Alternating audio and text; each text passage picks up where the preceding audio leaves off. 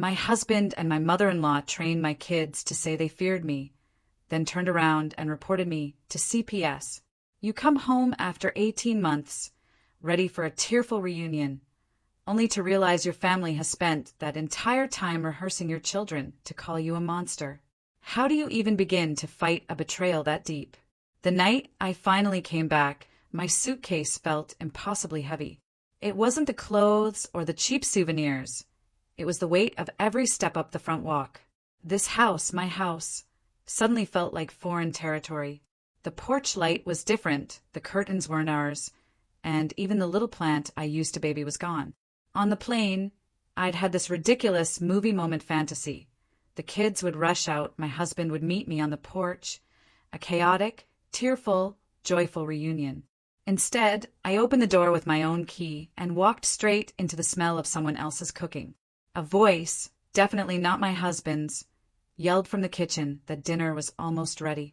My son was on the couch, lost in his tablet game.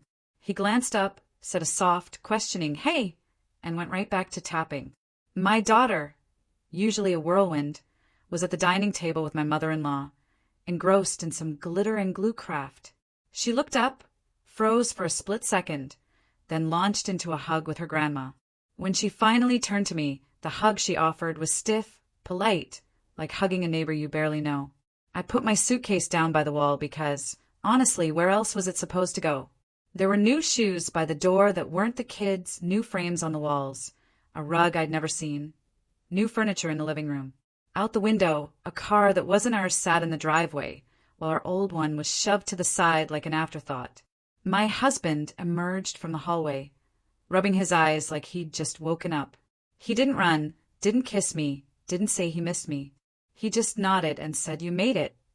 Like I was a delivery he wasn't sure would arrive on time. When I tried to hug him, it was like wrapping my arms around a coat on a hanger. No warmth, no squeeze back. Just an empty space. My mother-in-law didn't even bother to stand. She stayed at the table, one hand on my daughter's shoulder, the other stirring something in a bowl. 18 months is a long time to be gone, she said, not even looking at me. The kids got used to a routine. I swallowed down a dozen furious retorts. I wanted to scream that her routine existed because I took a travel contract in another state, busting my ass to save our mortgage, because we were drowning in medical bills, because my husband's hours had been cut and someone had to do something. I wanted to tell her about crying myself to sleep in a tiny rented room, convinced this sacrifice was worth it. Instead, the only thing that came out unfiltered was for my kids.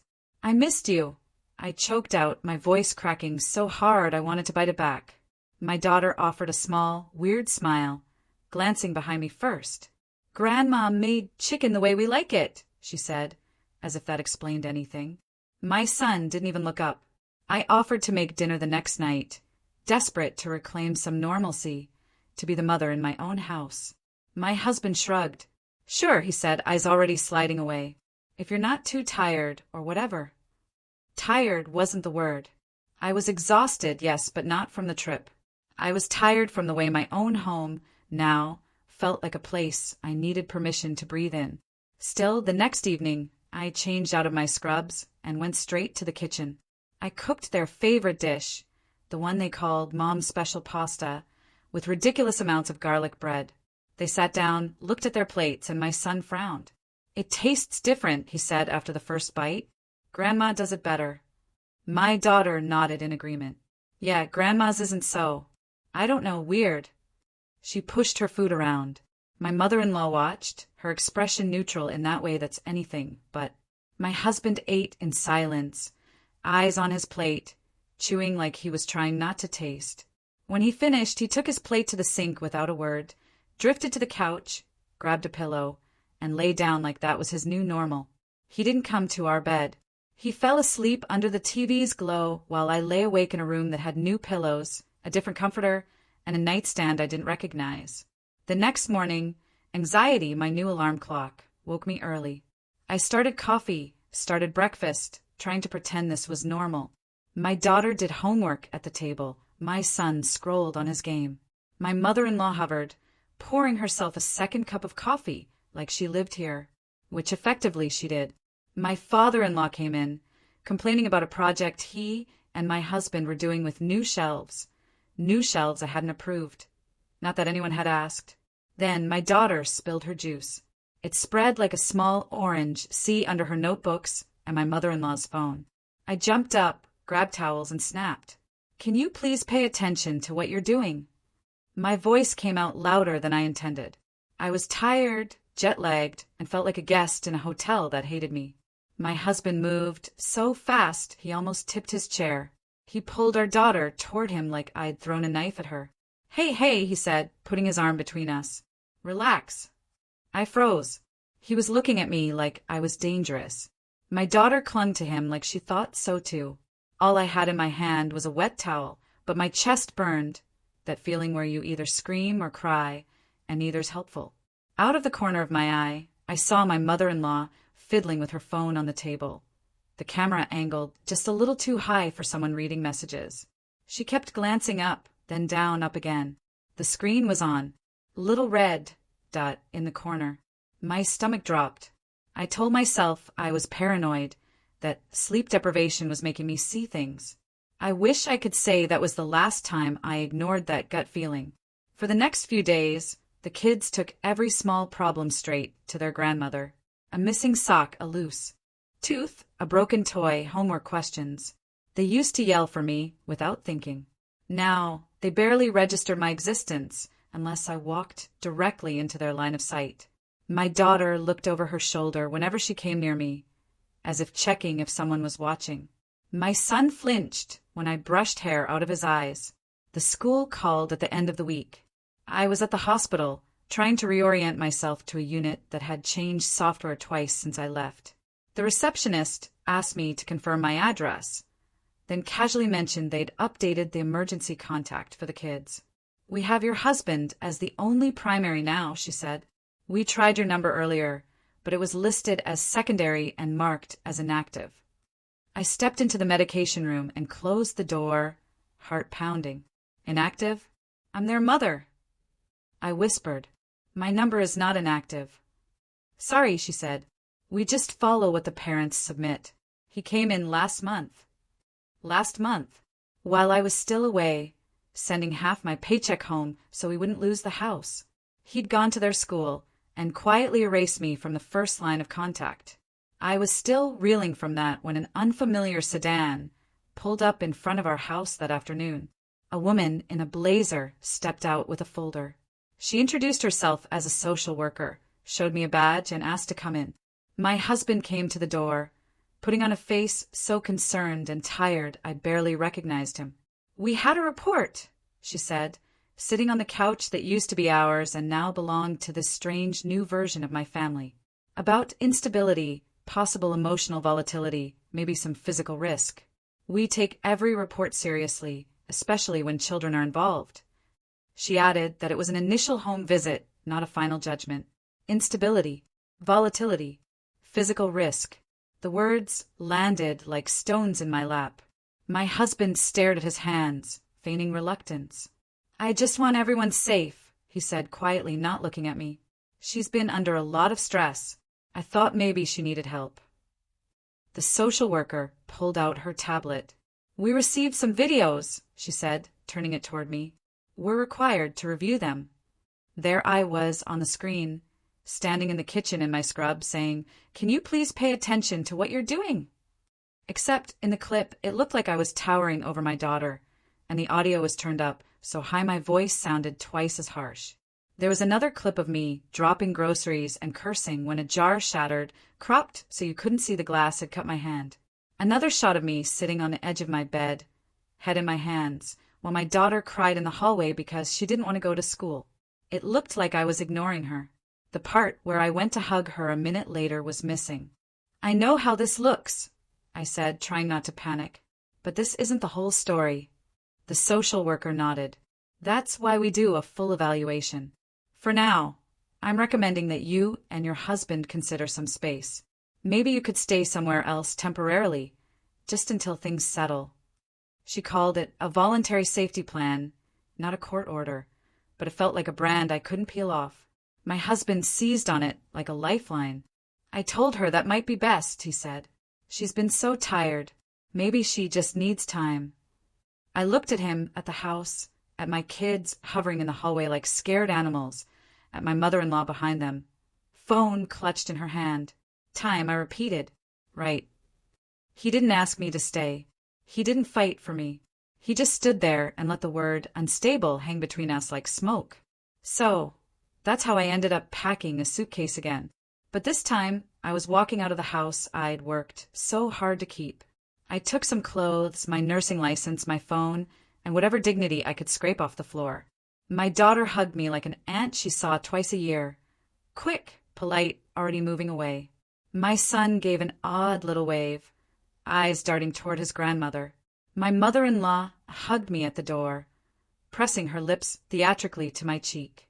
You just take care of yourself, dear, she said. The children need stability. I almost laughed. I almost screamed. Instead, I walked down the steps, got into my car, and drove away from my own life while the social worker watched from the sidewalk. The first thing I did, after I stopped crying long enough to see straight, was pull up to an ATM and check our joint account. My gut already knew, but I needed to see it. The balance that used to give me panic attacks because it was always flirting with zero now gave me a different kind of panic. It was basically empty in a whole new way. Months and months of travel pay. All those double shifts, all those holiday shifts I traded, so other people could be with their families while I FaceTimed mine from a sterile apartment. Gone. The statements showed huge withdrawals labeled home repairs and transfers to my in-laws' account, payments for a new car, charges for furniture and electronics. A couple of big cash withdrawals with no note at all. I leaned my head against the steering wheel and laughed. That little hysterical laugh that hurts your chest. 18 months of being the bad guy who left her kids, and they had taken every cent I sent. I found a room in a cheap boarding house near the hospital. Walls thin, snippets of other lives seeping in. Families laughing, a couple arguing, someone's TV too loud. I sat on the narrow bed, staring at my phone, trying to decide if I should call my kids. When I finally tried a video call, my son answered and held the phone at a weird angle, so I mostly saw the ceiling. Hey, buddy, I forced a smile. How are you? Busy, he said. I have to go. I heard my mother-in-law's voice in the background, sharp, saying his name. Then the call cut off. I wanted to throw the phone across the room. Instead, I went to my night shift and tried not to fall apart on my patients. I did okay until a colleague from nursing school, now a part-time lawyer and full-time overachiever, came in for labs. She found me in the staff room, staring at my coffee like it had personally betrayed me. She took one look at my face and asked, "Who died?" "My marriage, probably," I said, and then everything poured out. The travel contract, the in-laws moving in, the weird distance with the kids, the videos, the social worker, the empty bank account. I didn't plan to say it all, but once I started, I couldn't stop. She listened without interrupting. When I finished, she leaned back, let out a slow breath. "You're describing textbook alienation," she said, "plus financial abuse." "I'm describing my life," I retorted. "Alienation sounds like something that happens on a talk show." "Yeah, well," she said, "other people don't have a friend who passed the bar because she was too stubborn to stay in one career. I can help, but you have to give me everything. Bank statements, access to any shared devices you can still get your hands on, anything that might show patterns." "I'm broke," I reminded her. "They took everything." She shrugged. "I'm not doing this for a bonus. We can work out payments later. Right now, you need a strategy, not a spreadsheet full of crying emojis." I laughed, even though nothing was funny. "You really think I can fight this?" "I think," she said, "that if they're bold enough to stage videos and drain accounts, they're probably sloppy somewhere. People like that always are." She told me to bring her any old phones or tablets the kids might have left. I said I didn't have anything. Then I remembered the ancient tablet at the bottom of the toy box, the one they'd given up on because the battery died every 5 minutes. "Check your trunk," she said. "Under the seats. That closet where you dumped everything the week before you left. I know you. You don't throw electronics away. You hoard them like trophies." She wasn't wrong. There was no restraining order, no piece of paper keeping me out of that house. Just that voluntary plan and the shame of it. After my shift, I drove back to the house while everyone was at school and work. My key still worked. My in-laws' car was gone. The new car was gone. The place felt like a showroom, all new furniture and no life. In the hall closet behind a stack of coats, I found the old tablet wrapped in a scarf. I charged it in my tiny room until the battery held more than 10 minutes, then turned it on, half expecting cartoons from 3 years ago. Instead, it greeted me with my husband's email already logged in. He'd used it and never bothered to sign out.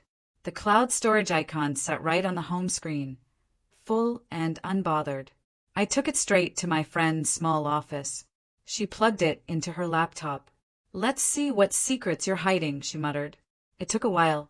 Hundreds of files, mostly boring family photos. Then a folder labeled with my kids' initials and a date from about 3 months before I came home. Inside that folder were videos. In the first one, my son sat on his bed, looking miserable, while my husband knelt, holding the tablet up. A woman I didn't recognize stood in the corner, half in frame, arms crossed. "Say it again," my husband said gently. "Use the words we talked about." My son looked straight into the camera, eyes older than they were. "I feel scared when my mom is around," he recited. "She yells a lot and throws things." The woman shook her head slightly. "More feeling," she said. "Remember how we practiced? Think about the noise, how it bothers you." He tried again, her voice guiding him through the lines like they were rehearsing for a school play. Video after video, the kids repeated phrases about me being unstable, nervous when I walked into a room, preferring their grandmother because she was calm and safe. Sometimes my husband would stop them. No, use the other word." The woman would suggest something stronger, frightened instead of nervous, terrified instead of uncomfortable. In one clip, the woman walked closer. I finally saw her clearly. Younger than me, fit, ponytail, a bright smile that didn't match the ugliness of what she was doing. She wore a shirt with a local gym logo. She laughed when my daughter got the line right and said, "Perfect. Try it again, just like that." My friend paused the video, zooming in on her face. "I've seen her," she said. "She posts nonstop on a social app about training clients, gym selfies with motivational captions." I barely heard her. My eyes were on my kids, my babies, parroting words someone else had fed them, twisting normal moments into horror scenes. I recognized some of the phrases. They were the exact sentences my daughter had used with the social worker. The same emotional beats, the same fake tremble in her voice. The oldest videos were from months before I came back. They had been practicing for a long time. I felt sick, furious, stupid for not seeing it sooner. "The timestamps matter," my friend said, pointing at the dates. "These are from before any so-called incident they reported." "That's huge." She clicked into the cloud account and pulled up the sharing history. "They sent some of these to your in-laws and to that woman's personal email. They've been coordinating this like a group project." I stared at the screen, at my husband in his familiar t-shirt, hand on our son's back, looking so gentle while he coached him to say he was scared of me. "Why?" I whispered, even though I already knew the answer. "Money, control, punishment for leaving to work." My friend swore under her breath. "Because if they can paint you as unstable, they can keep the kids, keep the house, and keep your income flowing toward them. It's not subtle. It's not even smart. It's just cruel." We downloaded everything, backed it up twice, printed out logs and timestamps. She started drafting an emergency motion before I could fully process what we had. "You realize," she said, without looking away from the screen, "that they've been living off you like you're an unlimited credit card. You're not a partner in this to them. You're a resource." Hearing it out loud was worse than watching the videos. At least the videos looked as ugly as they were. We filed the emergency petition. The court moved faster than I expected. At the first hearing, I sat at a long table in a cold room while my husband and his parents sat opposite. He avoided my eyes. My in-laws didn't bother. My mother-in-law stared at me with smug satisfaction. The judge watched the edited videos the social worker had brought first. Me with a raised voice, me ignoring a crying child, me dropping groceries. My friend whispered it was ridiculous that this was enough to trigger such a reaction. Then the judge watched the coaching videos from the tablet. The room went silent. These recordings are from months before the alleged incidents, the judge asked. Yes, Your Honor, my friend said. We have the cloud logs to prove it. My mother-in-law shifted. My husband finally looked up. The judge didn't declare me a saint. He did, however, say there were serious concerns about manipulation and that a full evaluation was necessary. In the meantime, he ordered supervised visitation with the kids once a week and mandatory parenting courses for both of us. It wasn't the instant justice I'd hoped for, but it was a crack in the wall they had built around my children. The first supervised visit was in a depressing center that smelled like disinfectant and stale crackers. Mismatched furniture, sad toys. A woman with a clipboard sat in the corner. My son looked around like he was at the dentist. My daughter clung to her father's hand until the last second. He gave me a half nod and left.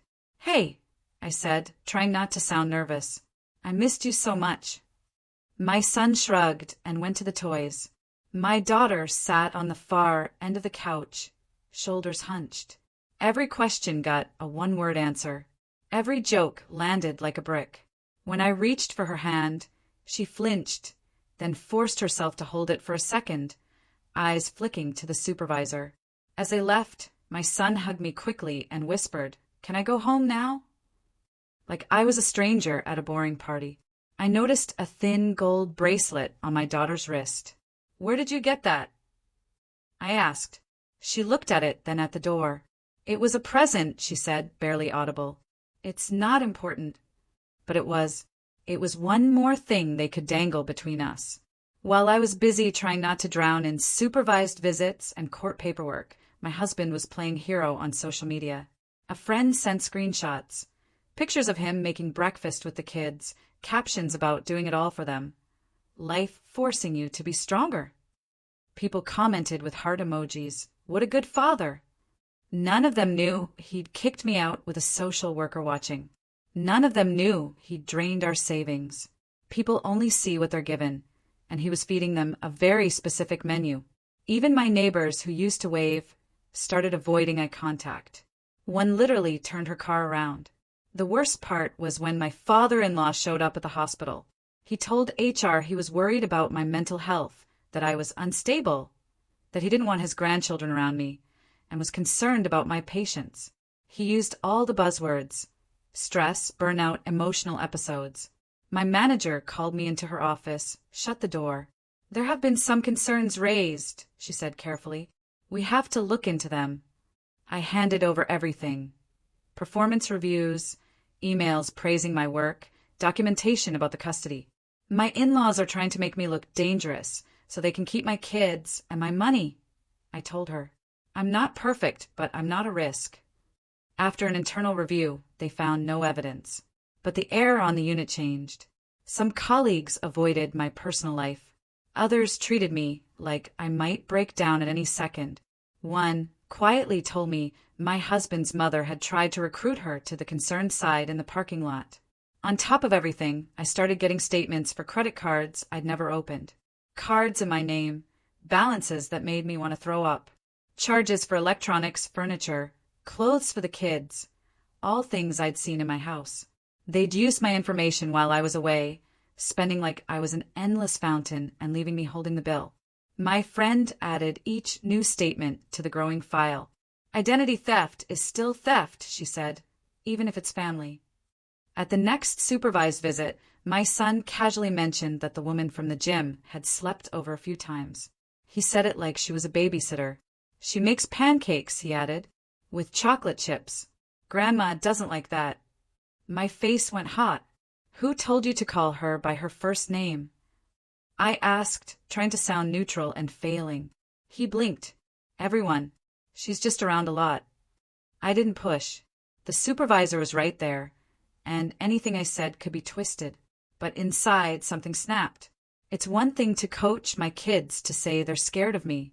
It's another to bring another woman into my house, into my children's lives, and pretend she's just part of the scenery while I'm escorted out. Later that week, a coworker sent me a screenshot from that social app. It was my husband, my in-laws, and the gym woman, all at a restaurant, kids squished between them. Everyone smiling like a stock photo for a happy blended family. The caption, "Finding your true support system. Blood isn't always thicker than water." The post was from 2 weeks before I came home. 2 weeks they'd been playing happy family with her, while I was clocking in out of state, calling home to kids who were already being nudged to see me as the outsider. Meanwhile, the college funds I'd set up for the kids, tiny but growing, mysteriously vanished. My friend found that my husband had claimed a medical emergency and cashed them out. There was no emergency. There was a new car, new furniture, and withdrawals that lined up suspiciously well with restaurant receipts and shopping trips. The psychological evaluation the court ordered came back eventually. It said I was under stress, but not dangerous. My reactions were within normal range for someone in my situation. No evidence of me being violent or unstable. But it also said there were concerning signs of coaching in how the children talked about me. You'd think that would be the end of it. It wasn't. The judge still wanted me to complete a 12-week parenting course. "It will show good faith," my friend said, "and it won't hurt. You'll learn some things." The class met in a drab building with fluorescent lights. I sat in a circle with parents who had actually neglected or hurt their kids. I didn't feel better than them, but I felt wildly out of place. I was there because someone edited my worst moments into a highlight reel. During one session, I sobbed in my car for 15 minutes. I couldn't skip. So I wiped my face, fixed my mascara, and went back in to talk about communication techniques while my life sat in a folder on some desk upstairs. Halfway through the course, my daughter's teacher called. She wasn't supposed to pick sides, but she was worried. My daughter's grades had dropped. She was distracted. Her drawings almost never included a mother figure. "She talks about her grandmother a lot," the teacher said. "She barely mentions you unless I ask directly. Then she gets quiet." At the next hearing, my husband sat on the stand and tried to keep his story straight, but under questioning he slipped. He admitted he'd known about some of the videos before the social worker came. Admitted his mother suggested documenting interactions. He thought it would help in case something happened. He dodged specifics, but the transcript didn't lie. The judge's expression sharpened. "You understand," he said slowly, "that encouraging your children to rehearse negative statements about their mother is harmful, regardless of any marital conflict you might have." My husband mumbled something about being scared, wanting to make sure the kids were heard. I recognized the tone. It's the one people use when they've been caught and are scrambling to sound like they meant well. Not long after, the gym woman showed up at a school talent show, sitting between my husband and my in-laws like she'd always been family. I was allowed to attend only if I didn't sit with them. So I watched from the back doorway, half hidden. My daughter kept glancing at the front row, at the gym woman, waiting for her nod before stepping on stage. At one point, the main account my paycheck went into got locked. The bank flagged it for suspicious activity. My husband had called them, suggesting fraud, listing a couple of my travel contract deposits as questionable. He was trying to freeze me out of my own money again, this time through official channels. My friend called the bank, sent copies of the contract, and got it resolved in 2 days. But the message was clear. If there was a button he could push to make my life harder, he was going to mash it. During another supervised visit, the supervisor asked my daughter what she liked to do at home.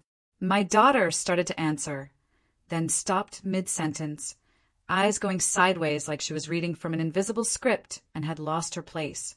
"You can just say whatever you want," the supervisor said softly. My daughter's little hands twisted in her lap. "I like it when Grandma reads to us," she said finally. "It's calm there." She said it in the exact tone I'd heard in those practice videos. The same rhythm, the same careful enunciation. It made my skin crawl. About a week later, my husband requested a meeting with my friend. He showed up alone, holding a small flash drive. "I can't keep doing this," he said, not quite looking at either of us. I brought something. On the drive were audio recordings of conversations between him and his mother, starting months before I agreed to take the travel contract. In one, She calmly laid out how they could use my absence, how they could document moments when I was tired or snappy, how living with them would make it easier to say the kids preferred their house, how, if they could get temporary custody and a finding about my stability, they could argue my income should keep supporting the house the kids lived in, which would conveniently still be their house. Listening to it was like being stuck in a nightmare where the villain narrates the plot out loud. In another clip, my husband hesitated. You could hear him say he didn't think I was a bad mother, just overwhelmed. My mother-in-law replied that love wasn't the issue, stability was, and if he didn't act, the kids would suffer. She told him I had chosen money over family the moment I signed that contract. In one recording, my mother-in-law was talking to the gym woman, thanking her for being such a steady presence, hinting it would be good for them to have someone younger and more available around. The woman laughed and said she'd always liked the idea of a ready-made family. Like my life was a position she could just step into if I didn't come back fast enough. Listening to them, it hit me. She wasn't there out of pure kindness. She chose to stand on their side and help coach my kids. She'll be gone so long she won't even know them, my mother-in-law said. Better to rip the bandage off now. He kept those recordings. I don't know if it was guilt or self-preservation, but whatever the reason, now they were part of my case. At the next hearing, the judge listened to a few of the clips. The room felt smaller with those voices bouncing off the walls. My mother-in-law went pale. My father-in-law stared straight ahead. My husband looked like he wanted to disappear. Why did you make these recordings? The judge asked him. He swallowed. At first, I just wanted to. I don't know. Have proof that they were the ones pushing this, he said. I thought maybe if things went too far, I could show that it wasn't just me. You still participated, the judge said. You benefited from it. I know, he said. I was wrong. I panicked. I let them scare me into thinking she would leave and never come back, and that I couldn't handle all the bills. They said this was the only way to keep the kids in the house. Hearing him paint himself as a victim of his parents' manipulation made me want to scream. But I also believed parts of it, not because it excused anything, but because it fit the pattern. He had always been someone who let other people drive. The judge took a long time before speaking. When he did, he was careful, measured. He said the court's priority was the children's well-being, that what had happened was deeply troubling. For now, he was granting me temporary primary custody with a review scheduled in 8 weeks. My husband would have supervised visitation, and my in-laws were to have no direct contact with the kids until further notice. There would be separate proceedings about the financial issues. I didn't jump up and cheer. It didn't feel like a victory dance. It felt like being handed a lifeboat after months of treading water. I walked out of that courtroom shaking, so hard I had to sit on a bench until the room stopped spinning. Picking the kids up to come live with me again was one of the strangest days of my life. I pulled up in my car, the one that still smelled faintly of spilled coffee and old fries.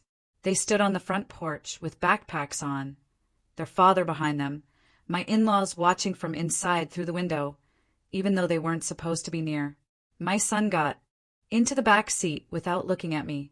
My daughter climbed in slowly, one hand still on her backpack strap like she might jump back out. The first 10 minutes of the drive were dead silent. No music, no jokes, just the turn signal and my heart pounding.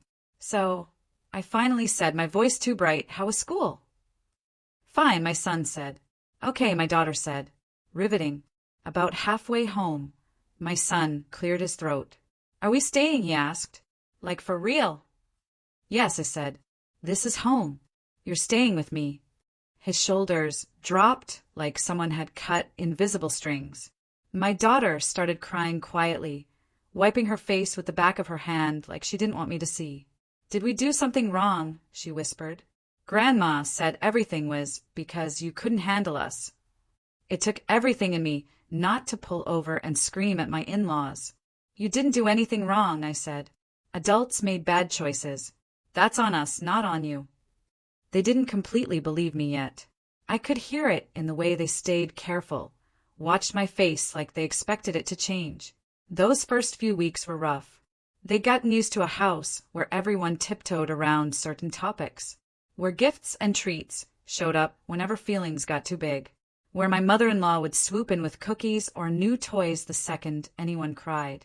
I wasn't that kind of mother even before all this, and I definitely couldn't be now. I didn't have the money.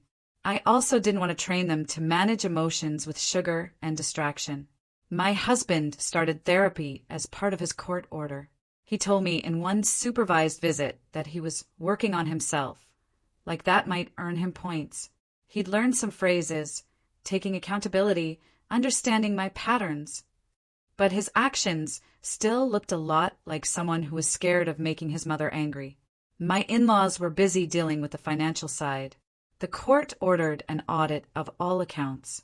Every transfer from my joint account, every withdrawal labeled repairs, every charge on those credit cards. They ended up facing a civil order to pay back a pretty shocking amount. The people who used to hold court at their country club and church suddenly found themselves not getting invited to things. People they'd known for decades stopped sitting with them. The church quietly asked them to step back from some volunteer positions, which, knowing them, probably hurt almost as much as the money. None of that made up for what they'd done. But I'd be lying if I said there wasn't a tiny, petty part of me that enjoyed hearing my mother-in-law was no longer welcomed as the queen of the potluck table. My friend helped me dispute the fraudulent cards. It took months, but eventually, with court documents supporting my claims, most of the debt was wiped. I rebuilt my finances slowly, one paycheck at a time, setting up an account nobody else could touch this time. No joint access, no shared login. If my husband wanted to contribute, it would be through formal channels. The kids started seeing a therapist who specialized in children caught in messy custody situations. My daughter had panic attacks whenever someone raised their voice. My son wet the bed for months, ashamed and quiet. They both had a habit of looking over their shoulders when they spoke, searching for a camera that wasn't there. One night, my daughter blurted out, "Are you mad at Grandma?" I took a breath. "I'm angry about something she did," I said. "But this isn't about you choosing sides. You're allowed to love people who hurt me. That's complicated, and it's okay to feel weird about it." She frowned. "Grandma said you were sick," she whispered. "She said the videos were so someone could help you." There it was, the story they'd been told to make all of this make sense. The justifying script. "I was hurt," I said. "Not in the way she meant. I was tired and sad and far from you. But I was never going to hurt you." They didn't trust that. That's on them.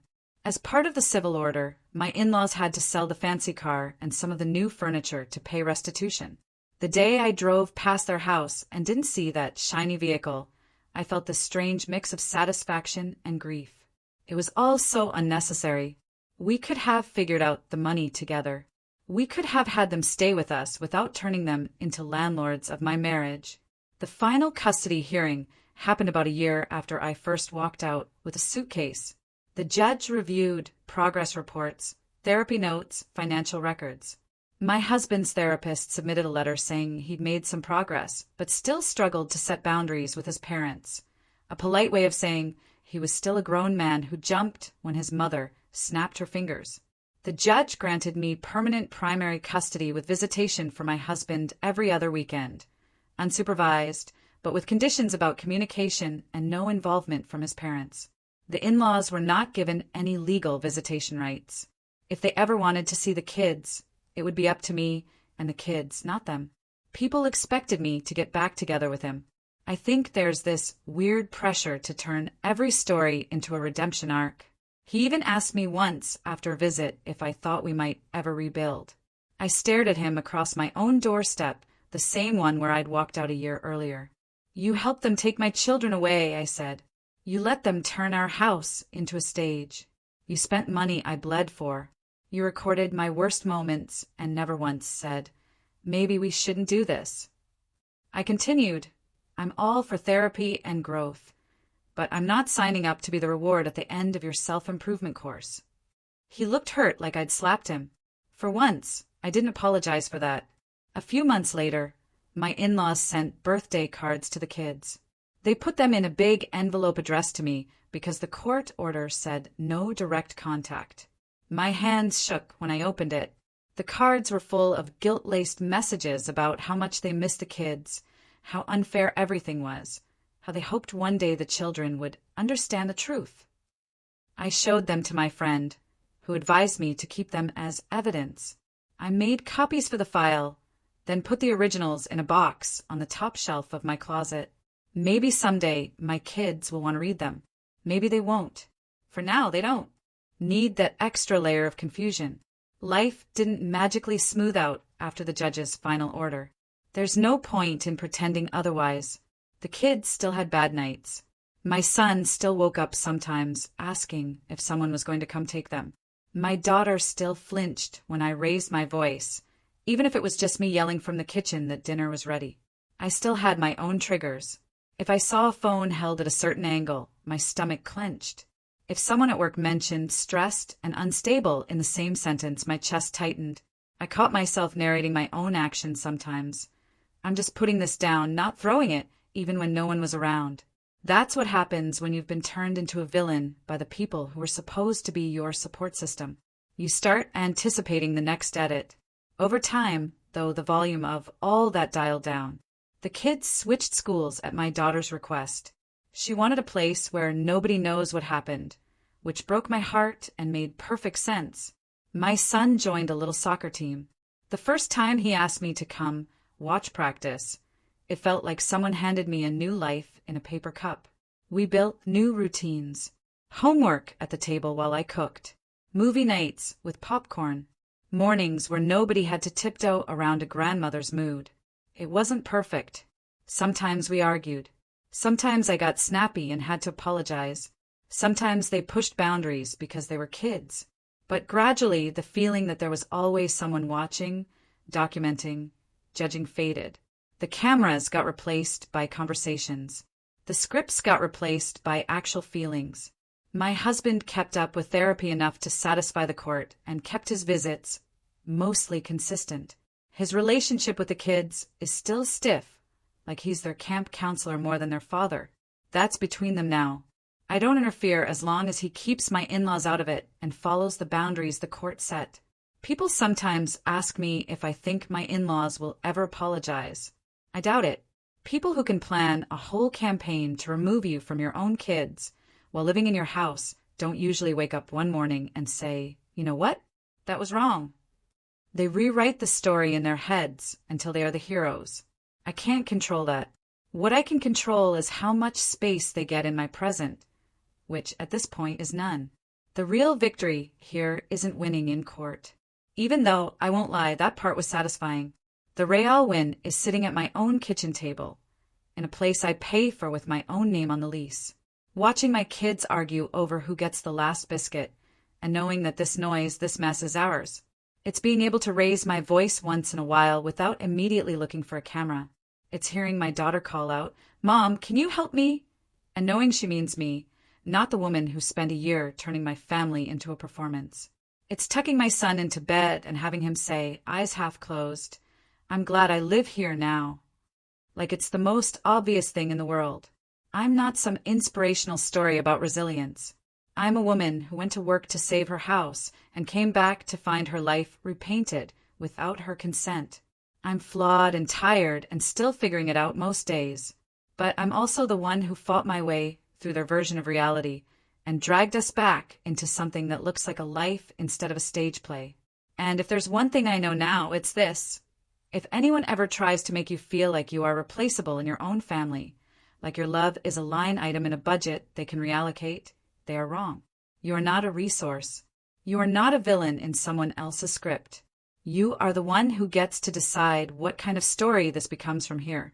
People sometimes ask me why I didn't see it coming, why I agreed to leave for that contract, why I trusted that everyone would still be there in the same positions. Like I had just hit pause on my life. I used to get defensive and list every bill, every late notice, every night I lay awake doing math. Now I just say, because I thought we were on the same team, and let the awkward silence sit there. The truth is, I ignored a lot of small things that now feel huge in hindsight. The way my husband always said it was my job to fix the money. The way my mother-in-law called nursing a nice little side career, even though my paycheck kept the lights on. The way everyone assumed I would say yes when the hospital offered that travel contract, because of course I would be the one to go. If you had asked me back then, I would have told you I was doing it for us, for our future, for the kids. I still believe that part. What I didn't understand was that some people are happy to let you sacrifice yourself for the team, as long as they get to keep the trophies. There's this one memory that keeps popping up. Before I left at a family cookout, my in-laws were talking with neighbors about retirement. I joked that at least they'd have options since my husband was their only child and they had 2 grandkids. My mother-in-law laughed and said, "Oh, you'll take care of us too. You're the responsible one." Everyone chuckled like it was a compliment. I laughed with them. Now, when I think about that, it doesn't sound like a joke. It sounds like a plan they'd been quietly rehearsing for years. The first time the kids called me from their new school with some tiny good news, it caught me off guard. My daughter had gotten a good grade. My son scored a goal. They could have told their therapist, their father, their friends, but they picked up the phone and told me. It wasn't some grand emotional moment. It was messy with background noise and half-finished sentences, but it felt like a crack in that wall they had spent so long building between us. We still have hard days. There are mornings when my son drags his feet and mutters that things were easier at his grandparents' house, and it stings. There are nights when my daughter slams her door and says I'm being unfair, and I hear my mother-in-law's tone coming out of her mouth. On those days, I have to fight the urge to take it personally. Kids weaponize whatever they've heard grown-ups say. It doesn't mean they fully believe it. Sometimes I lose my temper, not in the way those videos made it look, but in the regular human way where you've asked someone 12 times to put their shoes away and you step on them in the dark. I snap. I raise my voice. I say something I wish I could take back. The difference now is that I own it. I go back, sit on the edge of their beds and say, "That came out wrong. I'm sorry. I shouldn't have said it like that." I'm not interested in pretending I'm some perfect, endlessly patient saint. I just want them to see what taking responsibility actually looks like. Without cameras, without an audience. My relationship with my job changed, too. I used to see every extra shift as an opportunity, every out-of-state contract as a lifeline. Now, I look at the faces of the nurses who sign up for those long assignments, and I wonder what they're leaving behind, and whether the people at home actually understand the cost. I'm still proud of what I do, but I'm done lighting myself on fire to keep everyone else warm. I picked up a shift recently, and a younger nurse was talking about taking a contract in another city. She asked what I thought. For a second, I saw myself in her, all determination and spreadsheets and faith that hard work would automatically equal respect. I told her to get every agreement in writing, to make sure any joint accounts were truly joint, not just handy funnels for other people's spending. To talk with her partner about expectations, not in vague we'll figure it out terms, but in actual sentences. Who will handle the kids? The house? What happens if something goes wrong?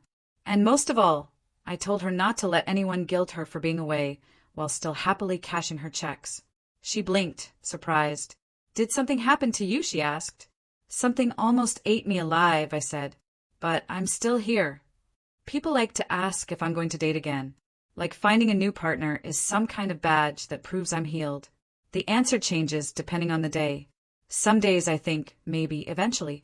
Other days I look at my couch, my mismatched mugs, my quiet nights where nobody is secretly recording me, and I think I'm okay like this. If I do date again, I know what I won't tolerate. I won't blend my finances like wet paint. I won't hand over access to every part of my life just because someone promises they'll protect it. I won't ignore the little tightening in my chest when someone jokes about me being the stable one, like it's a job description instead of a compliment. As for my in-laws, they live across town now, in a smaller house. I don't stalk their lives, but things get back to me. People talk. Apparently, they tell everyone the courts were unfair, that I used my hospital connections to turn things against them, that one day the kids will learn the truth. Maybe they will. Maybe they'll read those birthday cards in my closet when they're older and ask hard questions. When that day comes, I'm not going to hand them a script. I'm going to tell them what happened from my point of view and let them decide. They ask about their grandparents sometimes, but not as often as you'd think. It comes in waves. After holidays, after school assignments, about family trees. My daughter once asked if people can love you and still hurt you. I told her yes. She asked if that meant she had to forgive them. I told her no, not on any schedule, but her own. If there's anything I wish I had heard from an adult when I was younger, it's that love without boundaries isn't noble. It's just a slow leak that eventually empties you out. The last time my husband dropped the kids off, he stood on the porch a little longer than usual. He looked tired in a different way, like the weight he'd been carrying finally belonged to him. He said his parents were thinking about moving to another state, starting over somewhere nobody knew them. "Do you think that's a good idea?" he asked. "I think that's their business," I said. "Just make sure you're not following them again without thinking it through." He laughed, but there was no real humor in it. "I didn't think anything through the first time," he admitted. "That's one of the few things we agree on," I said. After he left, my son asked if he could invite a friend over. My daughter wanted to rearrange her room, move her bed away from the window because it made her feel too exposed. We spent the afternoon dragging furniture around and arguing about where to put the dresser. It was normal and boring and absolutely everything I ever wanted. I'm trying to feed something else now, something quieter and less dramatic. The part of me that knows I'm allowed to take up space in my own life. The part that understands my worth isn't measured in hours worked or money wired home.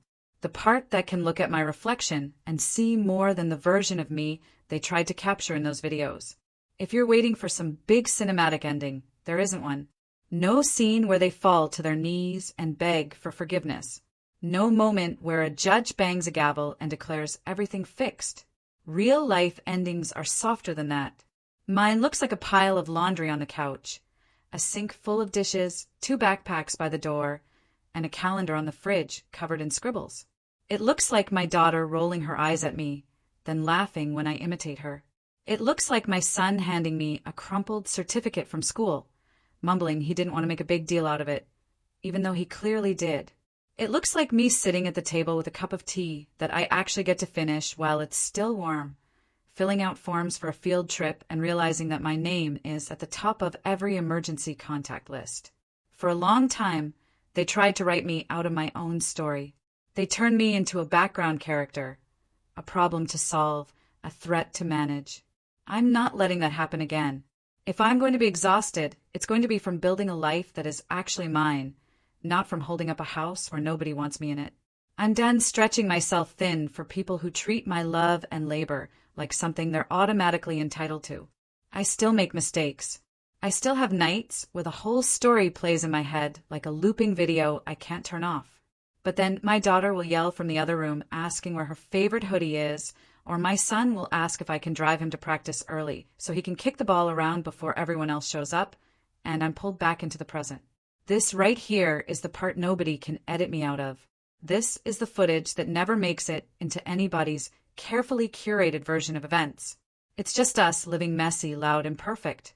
So, I have to ask you, have you ever had that gut feeling that something was deeply wrong in a relationship, but you ignored it because you trusted someone you loved? What happened?